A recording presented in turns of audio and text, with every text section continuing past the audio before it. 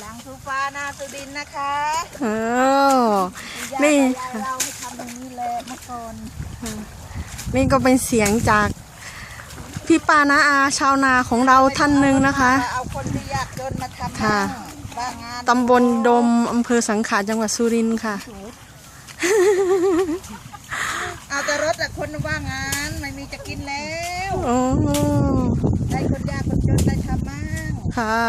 ค่ะค่ะก็ช่วยกันนะคะ ตอนนี้ทุกคนก็ช่วยเหลือกันคนว่างงานเยอะ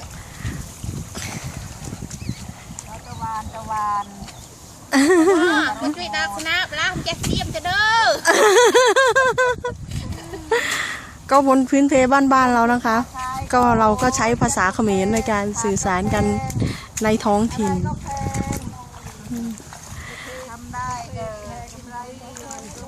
เย้ติ๊ก